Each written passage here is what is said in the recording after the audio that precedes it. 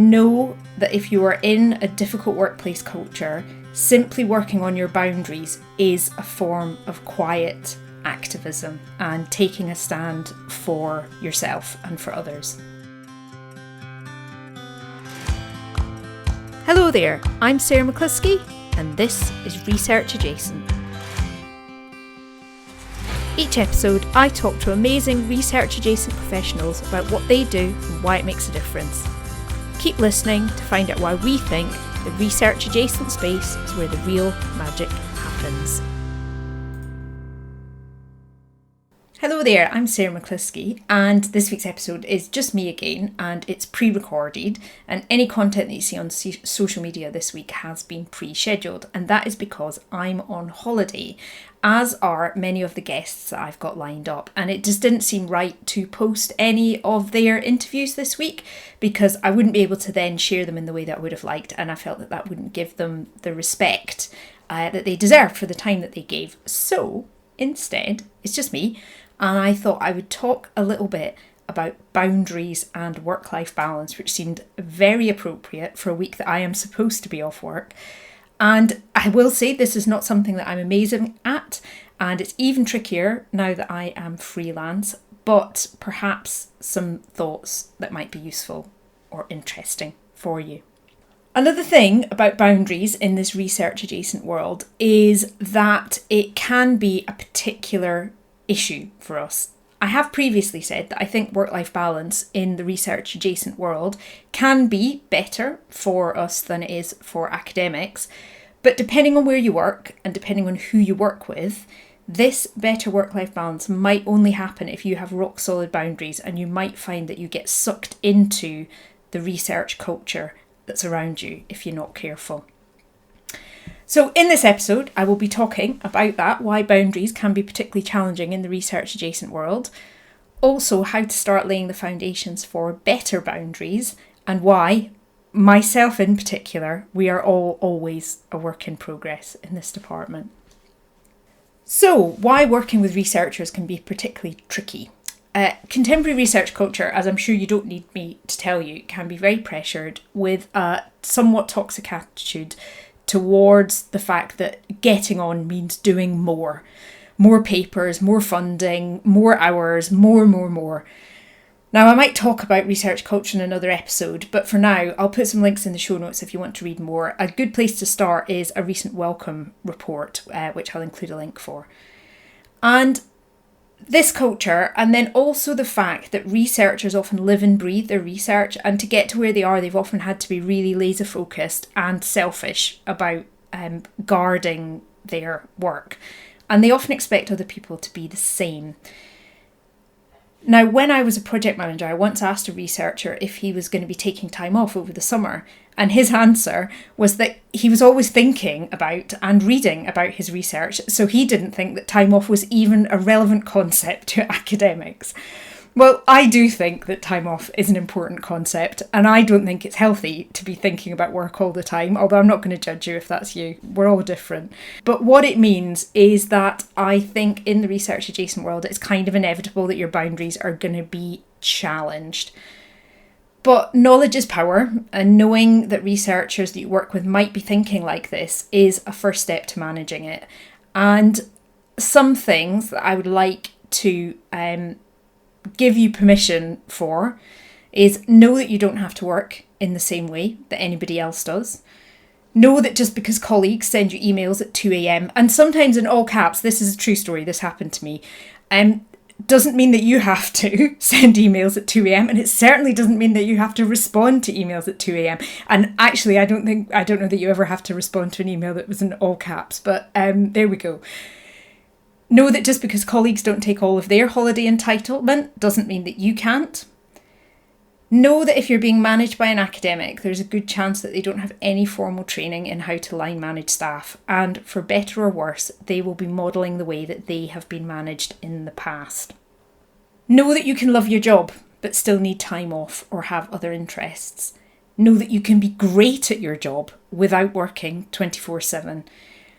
And I think this is perhaps the most important point, is that know that if you are in a difficult workplace culture, simply working on your boundaries is a form of quiet activism and taking a stand for yourself and for others.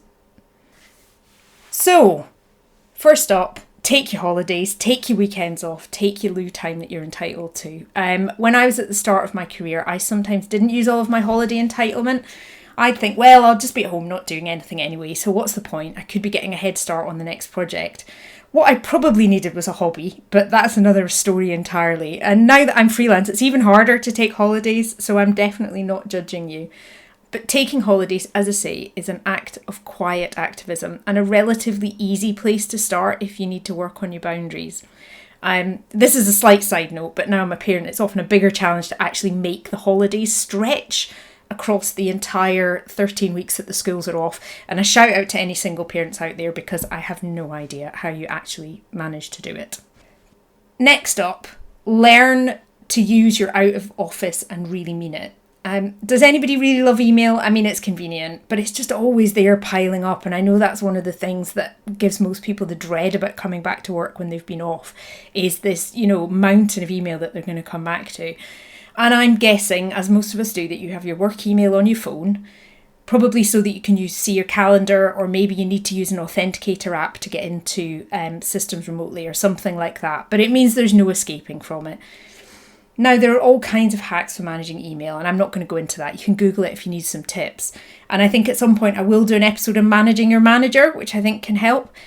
But I think the key thing when it comes to boundaries is managing expectations. And if you get a reputation for replying to emails at all hours and during holidays, then people will expect that. And they will say, oh, it doesn't matter that the out of office is on. She'll be checking her emails, it's fine. So they'll send a message. On the other hand, if you put on your out of office and show that you mean it, then the vast majority of other people will respect it too. It really is like magic, but you have to show that you mean it. And that brings us to the really hard bit, which isn't managing others' expectations, it's managing our own behaviour. And when I left my last university job, I was employed at 0.8 FTE, which means 4 days a week. And that was my choice, that I did 4 days a week. But all of the applicants who wanted to apply to replace me wanted, very rightly, to ask if it was really 4 days a week. And my answer to all of them was exactly the same. Yes, it's 4 days a week if you make it 4 days a week. Because you see, the kind of work that we do has no end. There is no end to the to-do list. There will always be more that you could have done. There will always be more emails flooding into your email box. You have to decide where it ends. Now, on a day-to-day basis, that might be something that you have to negotiate with your manager. But during the holidays, it's pretty clear, I think. If you're off, you're off. And if you're still checking emails, even though your out of office is on, and your boss and your colleagues know that you're off, then I'm really sorry, but the only person who's responsible for that is you. And the only person who can change it is you. That said, you have my absolute solidarity on this. I am perhaps not the greatest person to give advice on this topic, and now that I'm freelance, it does make it even harder because nobody is picking up the work apart from me. My life is my work. That's just how it goes. I remember one holiday about 10 years ago when I was also freelance in a previous role, and I was wandering around the garden in a rental house trying to get a phone signal in the wilds of East Anglia so that I could check emails while my partner was quietly fuming in the kitchen. Actually, not so quietly sometimes. So I'm not really the best person, perhaps, to give advice about this. And I actually only figured a lot of this out when I had a child, and I had to learn the hard way, because when I wasn't at work, I had parental responsibilities and I couldn't rely on catching up on evenings or weekends. The work had to get done during the work hours. And so I learned that the work does get done. And the world doesn't end if I don't reply to emails immediately, and that often people figure things out for themselves, or they'll ask somebody else if I don't reply. I've also noticed that there's a lot of truth in what's called Parkinson's law, which is that work expands to fill the time available. And it certainly does expand to fill the time available, but it also contracts too. And I found that if you set yourself boundaries, then you'll still get the most important work done. And sometimes it helps to focus the mind so that you realise what is more and less important. So those are my thoughts on boundaries around holiday periods. And to be honest, part of the reason I'm putting this out there is as accountability for myself as much as advice for anyone else. If you see posts on LinkedIn or Twitter this week, they are pre-scheduled. But if you see me liking or commenting on anything work-related, you have permission to tell me to get off and go back to my family. So with all of that said, I hope if you're listening to this in real time, I hope that you have some time off over the Easter period, and that this might have in some way been useful, or if not useful, just entertaining about how rubbish I am at it. Thanks so much for listening. We're back next week with a great guest cartoonist. Matthew Partridge is the guest next week, so I hope that you will listen in then. But for now, thank you and goodbye. Thanks for listening to Research Adjacent. You can find show notes and other episodes at researchadjacent.com.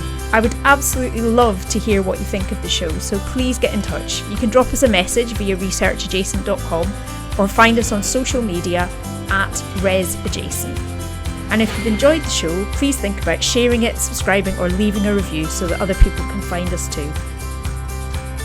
Research Adjacent is presented and produced by Sarah McCluskey, and you, yes you, get a big gold star for listening right to the end. See you next time.